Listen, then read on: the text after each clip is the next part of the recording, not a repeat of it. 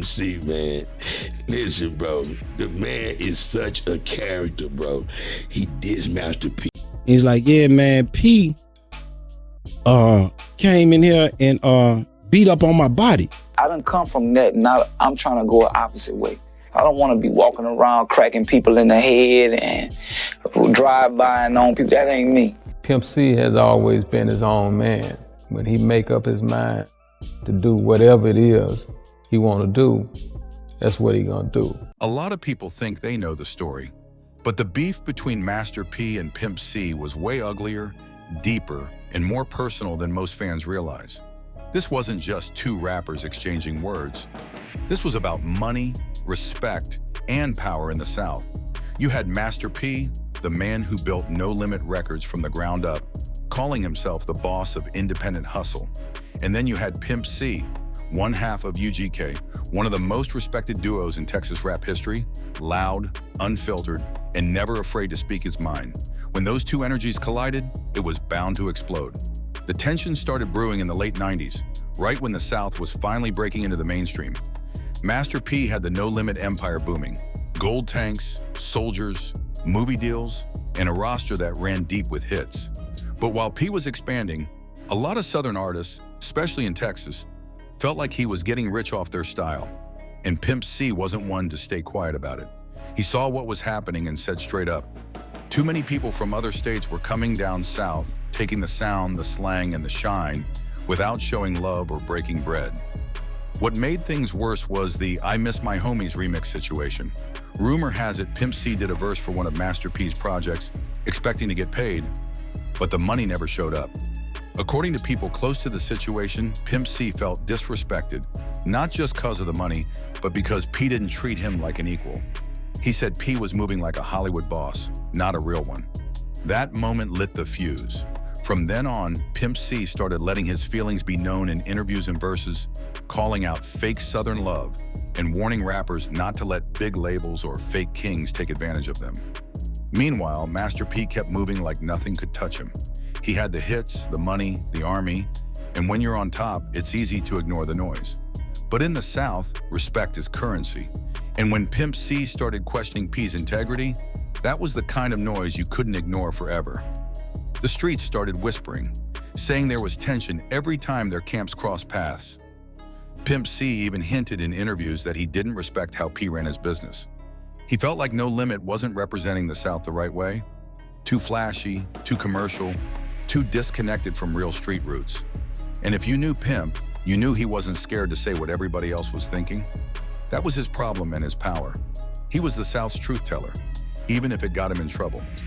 By the early 2000s, the tension was undeniable. The interviews, the subliminals, the phone calls, everything pointed to a Cold War that could have blown up any moment. But that was just the beginning. My two friends, I definitely felt I needed to step in. Master P wanted to be respected and PimpC wanted to be respected. To get both parties on one accord where the subject of respect, that was the solution. Once I found out Mama was cool with what was going on, and I felt like if Pimp was alive, would he speak on it? Yeah. I absolutely believe he would. By the time the early 2000s hit, that tension between Master P and PimpC had turned into straight up bad blood. The streets were whispering that PimpC was fed up with how No Limit moved, and the interviews made it worse. Pimp was never afraid to say what others wouldn't. In one sit-down, he went off about fake love in the industry, calling out rappers who come down south to eat, but never feed nobody. Fans instantly knew who he was talking about. He didn't say Master P's name, but the message was loud and clear. Meanwhile, Master P stayed quiet in public. But behind the scenes, people say he wasn't happy about being called fake. You gotta remember, at that time, Master P was the model for independence. He'd made hundreds of millions without major label help. So when someone like PimpC, who had street respect, but not that same industry reach, started calling him out, it hit different. P felt like he'd earned his respect, while Pimp felt like P forgot what the South really stood for. Two kings, two different rules, and no middle ground. The breaking point came when PimpC did that infamous radio rant that still lives in hip-hop history. He called out multiple rappers, not just from the South, but across the whole industry, saying too many of them were fake gangsters, studio hustlers, and clowns in gold chains. But when he mentioned New Orleans cats who act like they own the South, everybody knew who that was aimed at. That one quote started a wildfire. Even though Master P didn't clap back publicly, people close to him said he felt blindsided, like someone he respected had just thrown dirt on his name for clout. The two camps started moving differently. There were stories about UGK affiliates and No Limit soldiers bumping heads at clubs, though nothing official ever got confirmed. But what was clear? The love was gone. Pimp C and Master P had gone from mutual respect to full tension. It was personal now. Not about business, not about the charts, but about pride. And that's what made this beef so real. It wasn't built on diss tracks or publicity. It was built on principles. Pimp C stood for truth and loyalty, while Master P stood for control and business. When those two values clash, it's war every time.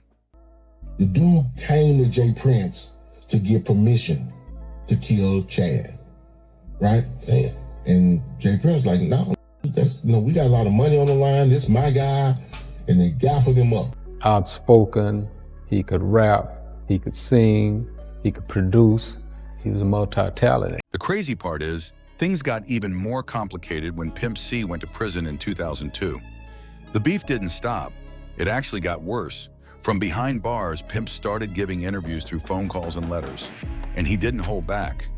He said the rap game was filled with snakes and name-dropped people who turned their back on him when he got locked up. Fans immediately noticed that Master P's name was missing from the list of people who checked in or supported him.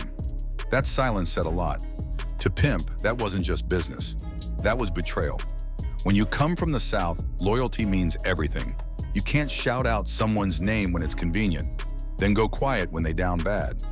Pimp saw that as fake love, and once he feels disrespected, he's not the type to let it go. He said it loud. Too many so-called bosses didn't stand on what they preached. That hit the streets like a thunderclap. Even rappers from other states started speaking up, saying Pimp was the only one bold enough to call out the truth. At the same time, Master P's empire was fading. No Limit wasn't the same anymore. A lot of artists left. The sound wasn't hitting like it used to, and the labels up north had started controlling the charts again. People said P lost touch with the streets. While he was working on movies and corporate ventures, Pimp C was reminding people that the South's soul didn't come from boardrooms. It came from block corners and backyards.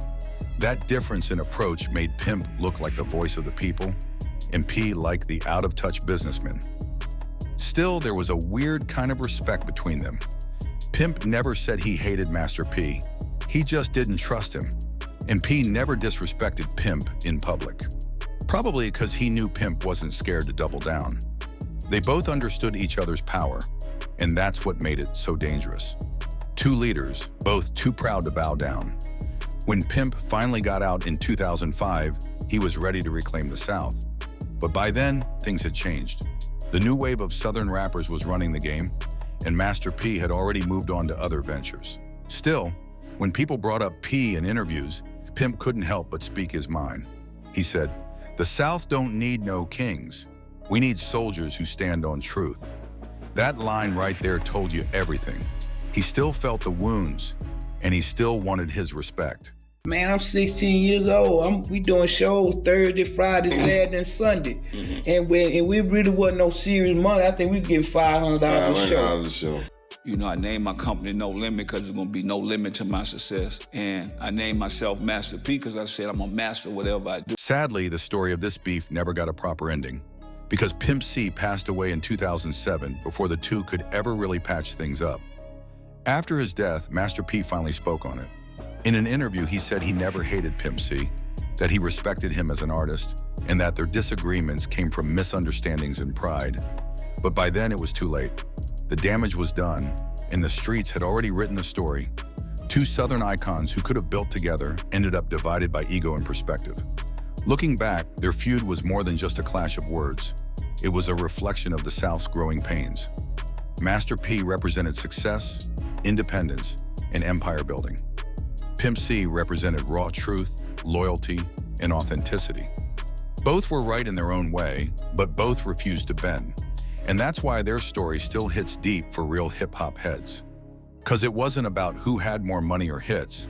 It was about who stood closer to the code. Even years later, rappers still reference their feud. Artists like Bun B, Boozy, and even modern-day Southern rappers have said the tension between Pimp and P was a lesson, that money and fame don't mean nothing if respect isn't mutual. In one interview, Bun B said, if they just sat down and talked, they could have run the whole South together. And he wasn't lying.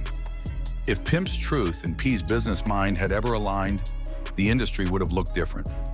After Pimp's death, Master P tried to focus on legacy, praising UGK's impact and saying he always wanted to see them win.